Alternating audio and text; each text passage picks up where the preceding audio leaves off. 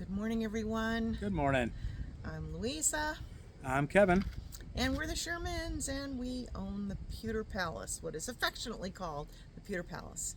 It's a 1987 Avion 32S model, which means it has a front kitchen. We only made them for a couple of years, well, 3-4 years, right? Yes. So we are celebrating Kevin's retirement and our first full month of living full-time on our Avion. And for that big celebration, we decided to go where? Alaska. We're on our way to Alaska. Right now, we are currently in British Columbia. We left on May 1st. May 1st. The day after Kevin retired. Yep.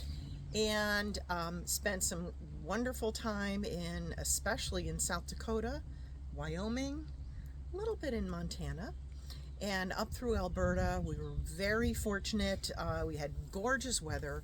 We spent 4 nights in Banff, Alberta, which was absolutely gorgeous. We definitely plan on going back for a week or two. And then up to north, up to Jasper National Park, also a Canadian national park, and spent 2 nights in Jasper. And now we have gotten further up, and we are in Fort Nelson, right after going through Fort St. John. And most importantly, in Dawson Creek, Yep. we found a couple things. Number one, we found milepost 0, which is the beginning of the Alaskan Highway, or also known as the Alcan. We got our photo ops there. Many of you who follow us probably saw those pictures. We also found some great things in Dawson Creek by just going 1 block over. What did we find? The donut shop. Hug a Mug, locally owned shop, coffee shop. Great cinnamon bun. Everybody's on our Alaska Original is kind of on the hunt for the best cinnamon buns. So we found a very good one there. But then also we stocked up on all the nice meats and stuff at the butcher block. Right, the butcher block. And we've told a number of people on the RV to AK, the RVing to Alaska, the original Facebook page. We've told a number of people about that. It's like, don't just do the photo op at the mile 0 post where you can pull your RV in, and that's a lot of fun. But park and go 1 block, I guess that would be to the west, from the visitor center and the little downtown there, and the butcher block was fabulous. It's right across the street. Yeah, it's right across the street from the Hug a Mug. Hug a Mug. So you can do both. With a great cinnamon bun. Yes. Yep. So from there, yes, then we headed north on the Alaskan Highway, and we are currently in at Triple G Hideaway Campground in Fort Nelson. And a couple of the things that we learned along the way, especially when we were in South Dakota, we stopped there for primary reason was to finish our domicile work, get ourselves driver's licenses and things. We are official South Dakota residents now. But wow, that area just blew us away.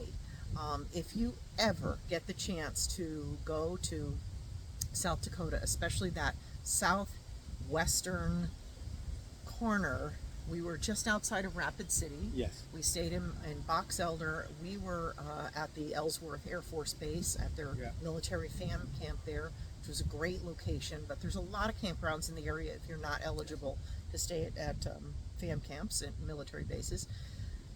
Wow, we saw Mount Rushmore. Yep. Never thought in my life I would get there to see it in person. Crazy Horse Memorial, where we got there just before lunchtime. Huge, big RV parking lot. Not sure about RV parking at Mount Rushmore. Check that out. Please check that out before you go. We were just in our truck because we had been unhitched. We stayed in at the FAM camp for 5 nights. So we had plenty of time for day tripping and things. Mount Rushmore, we could bring our big truck in. They did have a separate garage or an area with a big gate kind of thing that you could fit under that for our truck. But check out the RV. The Needles Highway. Oh my goodness. Just unbelievable at every turn. And you did a video of that already. I did, yes. And of course, going through tunnel number 1 of 3 tunnels, which are only 8 feet wide, people, and sometimes, 10 feet, 10 foot too high? Sometimes a little bit over 8 foot. No RVs. Do not, under any circumstances. And I would even question some of the Class Bs and things too because of their height. So do not be that person. Yeah. And we know who that one person is because she fessed up to us. Had to back down, I guess. Do not take the Needles Highway with your RV. Park it somewhere and then drive. But of course, in tunnel number 1, Kevin had to. Oh, yeah. Had to try out our train horn. Oh, yeah. In the middle of the tunnel. And of course, it was deafening. Totally deafening. And then I'm thinking, after we got out, I'm thinking, could we have started like a cave crash or something?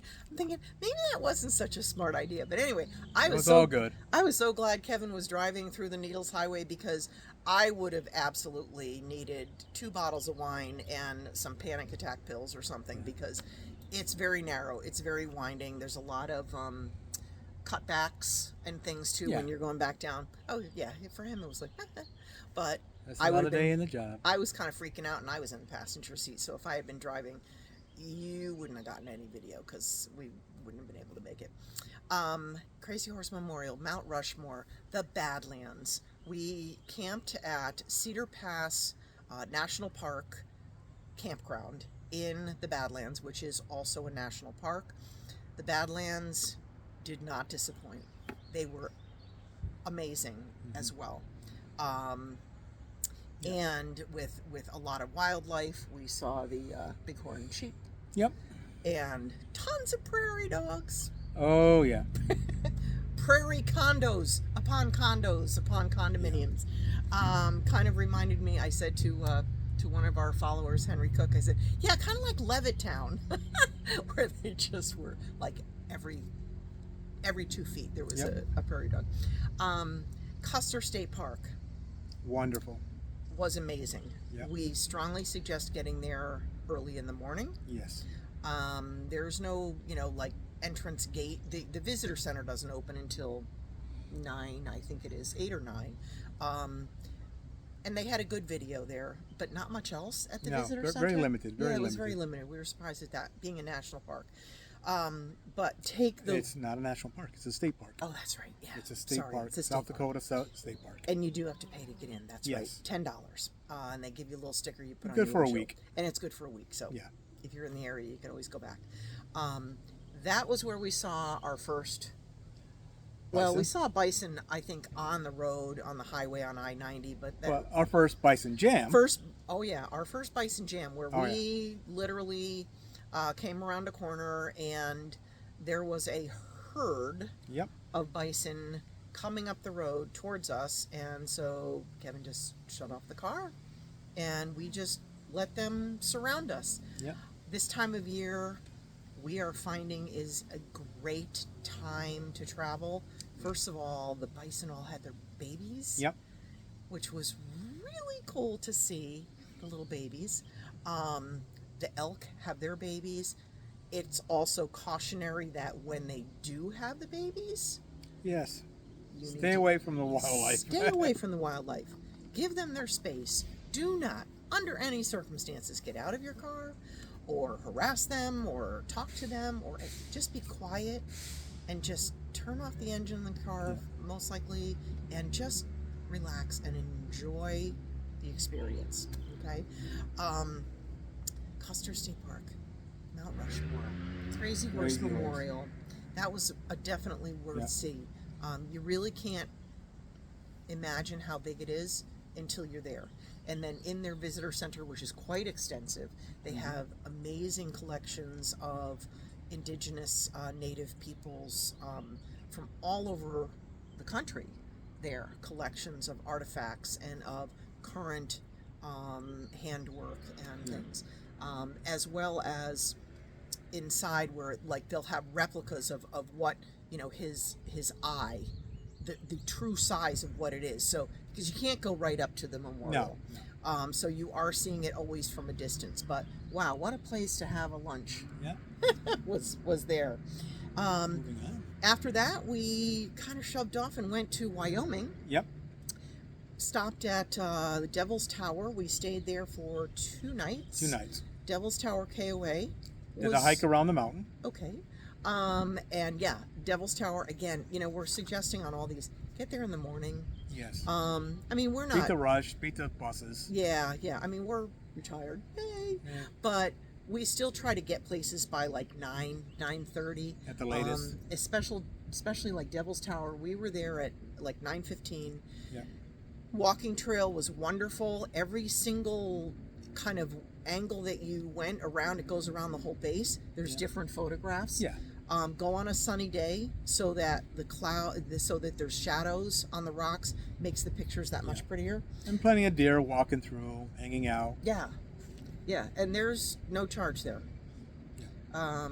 There is a charge to get in. Oh, there is a charge to get in, but Senior pass. I have my lifetime National Park Senior Pass, so it was free. Yep. That's right. The entrance to the park is right at the edge of the Devil's Tower KOA, yep. Which is basically one of the only campgrounds in the area. There is a national park campground, smaller. Very, very small.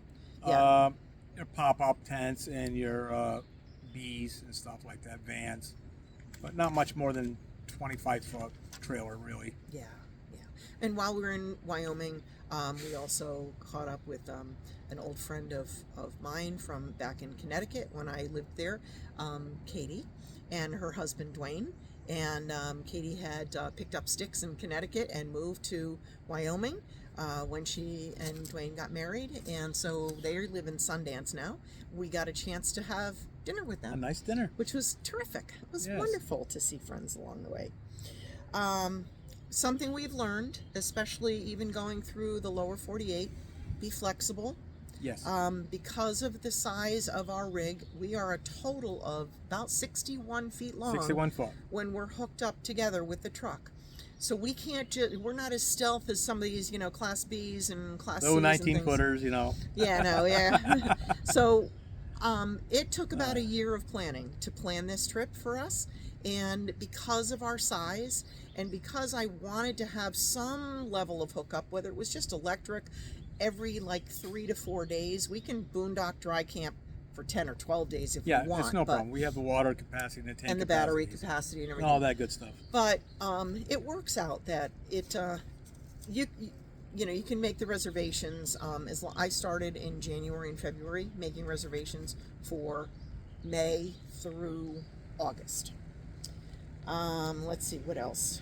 So yeah, be flexible. We're doing basically 2 to 4 nights dry camping or boondocking, and there's a lot of pullouts. There's a lot of they don't call it BLM land, but up here, Alberta and BC to Crown lands. Yeah. Provincial parks. Right, but again, a lot of those we can't necessarily fit into, so we really do have to scope them rely out on that beforehand. Yeah. Make sure everything's good. One thing I did want to also mention on this first video, because I'm assuming a lot of people might be doing planning, thinking about planning, the Canadian National Parks Pass. Yes. I used the Banff Lake Louise Chamber of Commerce website. They have a great, easy to use, user-friendly website that you can kind of plot in how many nights are you going to be in any of the Canadian national parks, from New Brunswick and from Nova Scotia all the way coast to coast, all coast of to Canada. coast. Count how many days, not nights, days you're going to be entering into one of those parks. If it's more than 6, it pays you to get the national park pass for annual the year. pass. The annual pass. Yes. It was $145 and change Canadian, so like 120 something for us. But that has already saved us money because we've gone through 3 Canadian national parks, and they charge by the person by the day. And plus the highways, they charge an extra and the money. highway, right? The Icefield Parkway Yeah. Wow, what another mind-blowing experience that was. And that also, we had the park pass. You just hang it up on your rear view there, and you're good to go. Yeah. The Icefield Parkway was gorgeous, beautiful. We did stop at the Icefield Center, the visitor center. We did not go on any of the excursion things they have there because we know we're going to be doing Not enough of them in Alaska. Yeah, we have that all planned for Alaska. So, but it certainly was amazing to see the Columbia Glacier, the Athabasca Glacier, and we got some great pictures there and things too. Some very steep hills. Yeah. Not hills, mountains. Mountains. Big mountains. Yeah. And just have your camera ready because you're just taking pictures all over the place. I think we're probably trying to keep you up to date. We did a boondock in Grand Prairie, which was at the Great Northern Casino. That was a tip from another person on our Alaska Original Facebook. It was okay. Convenience wise, it has every possible shopping you need. So if you need supplies, you need services, whatever. Walmart is not that you can walk to Walmart. Walmart from there. Home Depot's not that far away if you need to be parts. Great Northern Casino. You just need to go inside and register that you're there. Ask them you'd like to stay the night. Well, Louise, so how much we've done so far? How many miles? How many hours? And all this good information. People are going to be curious. You've got that. Oh, go right ahead. He's the numbers man. I just write it down in my daily journal, but I don't keep track of it. So give it to us, Kevin. All right. So far, leaving from Queensbury, New York by Lake George, upstate New York in the Adirondacks. So far, we're at 4,322 miles, 105 hours of driving time on the truck, and 539 gallons. Of gas. Yeah, that's gallons of U.S. gallons. Yeah. And with our rig, it's a 2011 GMC 2500 HD with a 6-liter, 6-speed automatic. It's gets 8 miles a gallon with the girl, all hooked up. Woo. So we're heavy. Yes, we're heavy. It's a heavy built. Avions were heavy built, good quality trailer. So we're averaging 8, going across Kansas, flatlands, all that kind of stuff, and mountains. So averages out 8. So we're doing good. Yeah, we're doing okay. Gas up here right now, we've paid everything from 1.39 per liter to 1.8. And just recently, 2.4. 2.4. 204 cents a liter. Yeah. So it is what it is. It is, yep. You know, when you're on some of these roads and there's one gas station. Between Grand Prairie and here, basically. And for the gas engine, I like to try to get the non-ethanol if I can. It just for my truck, it runs nicer. It gives a little bit more power and less headaches. Yeah. So you pay more for that, but it's a nice convenience. Yeah, but it's worth it. It's worth it. Yeah. It's worth it. Do the trip. Definitely do the trip. Yeah, and we'll be posting more. We post quite a bit on Facebook. We post even more photos and videos and campground reviews on our Patreon site. Thank you to Mike and to Liz and to Anna. Who have signed up as subscribers on our Patreon site. We really appreciate that. We appreciate that. And we'll be continuing to bring you stories every so often. We are not professional vloggers. No. We're just, Kevin and Louise doing the journey. But we know that a lot of you have said you're going to kind of live vicariously through our trip. And like Kevin said, we're just, 4,100 miles in? 4,300 miles. 4,300 Only miles 4,300. Just on the block. Right. And for a month of travel, so... Yeah. Kevin is doing like all the driving, and even though I have offered many times, because the roads, especially once we got past Illinois, oh my goodness, the roads are just this big ribbon open highway you can see. I-90 opened up. Oh my gosh. Yeah, it's very little traffic. It's a great change from the congestion of the East Coast. Chicago? You didn't like Chicago traffic? Chicago was not bad. We looked at Google to find out what is the least amount of traffic going around. That they The have Beltway. some bypasses now that work well, and Yes. this. I mean, we went through like 8 miles of construction, but we were still going 30 to 40 miles an hour. Yeah. Through that. It was moving well. We left at like 9:30. Yep. And hit it right at like 10 o'clock, and it was not bad, not bad at all. 290, 294, something like that. And if you've been Those down two. to Washington in the Beltway in the mornings, that's really bad. Yeah, no, this was a cakewalk compared to that. Yeah, the Beltway down there. For sure. But there's a pot of gold at the end of that, Yeah, because yeah. once you get into Minnesota and yeah. Wisconsin, Minnesota, and then especially South Dakota, Yeah. Wyoming, Montana, it's just free open road, easy. You Yep. can see forever, and Plenty of pull-offs Nice to drive. take a break, relax. I know he wants the notch under his belt that this is like he did the whole trip. Our whole trip right now we have planned out through the end till November, when we land in Arizona, Yeah. is 14,000 miles. That does not include little day trips and things like that that we're Sightseeing and going all to that do. stuff, That yes. is strictly the route. The route. So yeah. we've knocked off 4,300 of that. Yeah. 10,000 more to go.